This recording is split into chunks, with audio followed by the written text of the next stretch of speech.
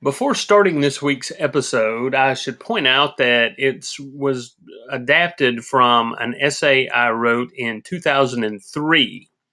So there will be a line early on that fans of Major League Baseball will find a little out of date.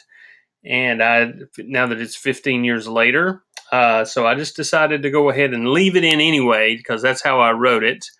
It's also interesting that a lot of the discussion in the episode will be about God's knowledge of the future, and leaving this line in kind of shows that I didn't have so much of that ability myself.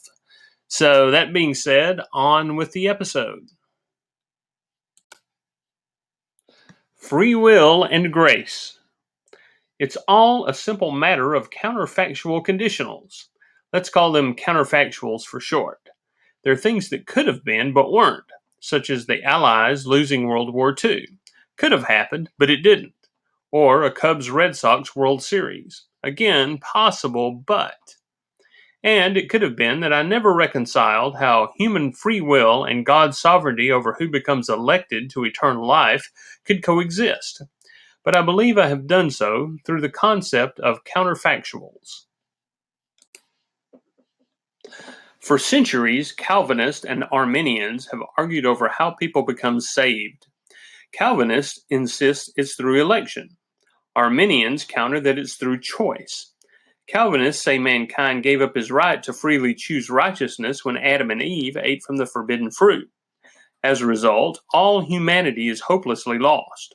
But wait, God has chosen some to be redeemed. He calls them through something called irresistible grace.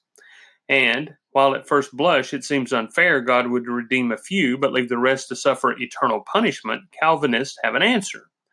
God isn't required to save anybody. Therefore, those whom he does save are simply unworthy beneficiaries of his kindness. All are incapable because of the fall in the garden from choosing God, but he, in his graciousness, allows some to come to him, and they must come, since God is sovereign or has control over everything. Some Arminians call this a puppet show. If God essentially causes everything to happen, there is no free will at all, they say. As a result, God would be unjust in holding people accountable for their actions.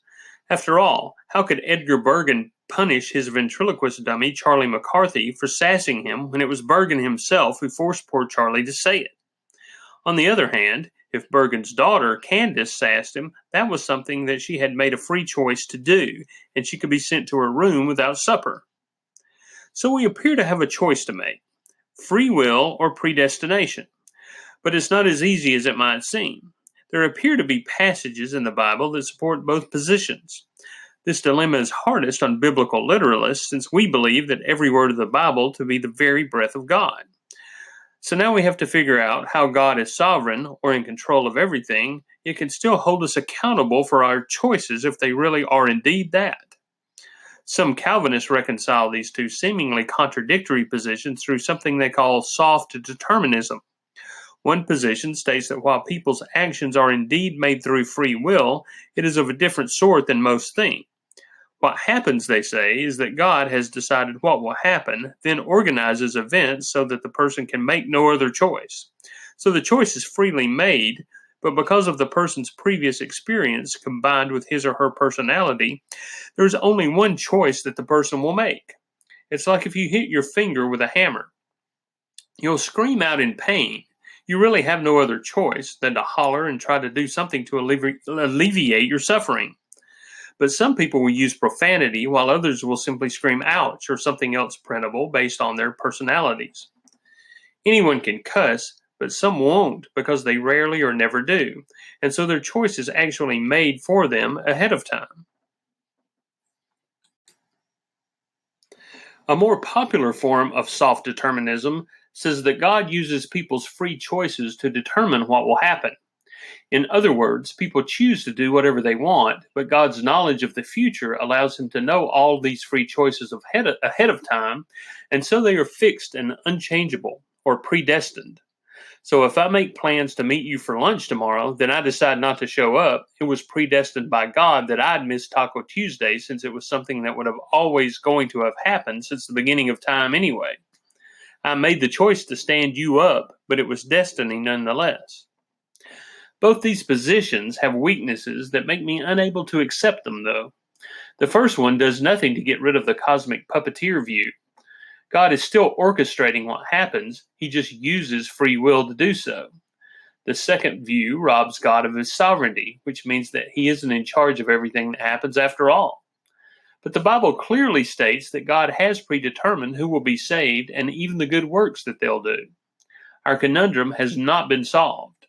But the Arminians are of even less help here. They simply argue that God's sovereignty is like that of a king. A king cannot force his subjects to obey his will, but he does have authority over them and can punish their disobedience. In the end, we can do whatever we want, and sovereignty has to be defined down. On the far end of the spectrum are open theists who believe that God chooses to not even know the future, and so how can he predetermine it? He can know it, of course, but chooses not to. Both these views make prophecy something of an educated guess, although they say God can ensure his prophecies come true by intervening himself to point things in the direction he wants them to go. So I'm left unhappy with my choices, if you'll pardon the pun, and that's where another option is open to me: counterfactual conditionals. Simply stated, God knows not only everything that has ever happened and ever will happen, he also knows everything that could have happened. And there are an infinite number of alternative scenarios, since there are choices being made by individuals all the time. Stop listening to this. Did you? If you're still here, you made the choice to ignore me and keep listening. But you could have said, fine, this podcast is stupid anyway. God knows what would have happened if you'd stopped and what will happen since you didn't. Will it make much of a difference? Maybe, maybe not. But a lot of our other choices in life do indeed make huge differences in our lives and in the lives of others. Should I marry? If so, whom? What should I do for a living? Should I try to find another job? Should we have children? All of these are choices that make a difference in the world. What if Hitler's parents had never married each other? Before he spoke creation into being, God could have looked at every possible world that would exist, many of them where people were able to make free choices, and then pick the one he wanted to actually actualize into being. This concept is similar to the multiverse theory that has become popular among some scientists and even more science fiction fans recently. Counterfactuals, however, would be assumed not to exist, whereas alternative universes in the multiverse theory would be assumed to exist. But getting back to our counterfactual theory, God knew what would happen in the world where your parents never met, and he chose not to create that world. So in that sense, he knew he would create you from the beginning. And he also knew every free choice you would make in this factual world, and for that matter, in all the counterfactual worlds in which you never would have, or which you would have existed. He picked this one to actualize, so in a sense, he predestined your choices, though you freely made them nonetheless. And so, in this model, free will and predestination are able to stand side by side without canceling out each other. Of course, that's if you choose to believe it.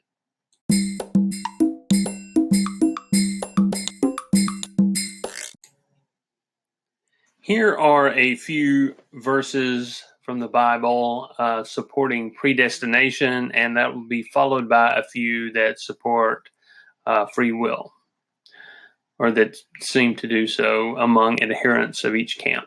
First is predestination verses. We've got Ephesians 1 through 11 in the New American Standard Version, which says, also we have obtained an inheritance, having been predestined according to his purpose, who works all things after the counsel of his will. He referring to God here, of course. And then next would be Ephesians 1, 4 through 5 from the New International Version. says, "For he, God, chose us in him before the creation of the world to be holy and blameless in his sight. In love, he predestined us to be adopted as his sons through Jesus Christ, in accordance with his pleasure and will." Then we have Romans 8:29 and 30 in the NIV. "For those God foreknew, he also predestined to be conformed to the likeness of his Son, that he might be the firstborn among many brothers. And those he predestined, he also called. Those he called, he also justified. Those he justified, he also glorified." And then we have John 6:44, "No one can come to me unless the Father who sent me draws them, and I will raise them up at the last day." And then finally, we have 2 Chronicles 18, and it's verses 18 through 22. This is where Micaiah the prophet is talking to the king of Israel, Ahab. And there seems to be an instance where God is using a spirit to suggest something to him. And this is how it goes. It's Micaiah continued, "Therefore, hear the word of the Lord. I saw the Lord sitting on his throne with all the multitudes of heaven standing on his right and on his left. And the Lord said, Who will entice Ahab, king of Israel, into attacking Ramoth Gilead and going to his death there?" One suggested this and another that. Finally, a spirit came forward, stood before the Lord, and said, "I will entice him." "By what means?" the Lord asked. "I will go and be a deceiving spirit in the mouths of his prophets," he said. "You will succeed in enticing him," said the Lord. "Go and do it." So now the Lord, this is Micaiah telling the king, "So now the Lord has put a deceiving spirit in the mouths of these prophets of yours. The Lord has decreed disaster for you." And here are some of the free will verses. Now, Ephesians 1:11 is used by the predestination side, but an author named Bruce Reichenbach, a theologian, he argues that Ephesians 1:11 does not mean that God works out everything, just that everything he does work out is done so according to his will. So that's his interpretation of that verse. Then we have Luke 7:30 in the New American Standard, which says, "But the Pharisees and the lawyers rejected God's purpose for themselves." First Samuel, this is James 4:2 in the NAS. This is, "You have not because you ask not." And this supposedly proves that the future can be changed by our requests to God. And then next we have and the argument that God had to start over with Noah in Genesis 6-9, and then again with King David in 1 Samuel 15-16, whereas God had supposedly made a creation, yet he allowed humanity to go off in a way that he didn't want to go, so then he had to start the human line over again with the ark when he had Noah in there. So then all the other humans were killed. Then also he started the original king of Israel was Saul, and then he didn't work out. So then I guess the argument here is, why did God choose to do something, and then he had to erase everything basically and start over? He came back with King David as his chosen king after his first king failed. And then the next verse is James 4:4b in the NIV. "Anyone who chooses to be a friend of the world becomes an enemy of God." So if any of these, if you want to know more about the subject by people a lot more learned, one book that I read in Bible college that discussed all of these is a book called Predestination and Free Will, 4 Views of Divine Sovereignty and Human Freedom.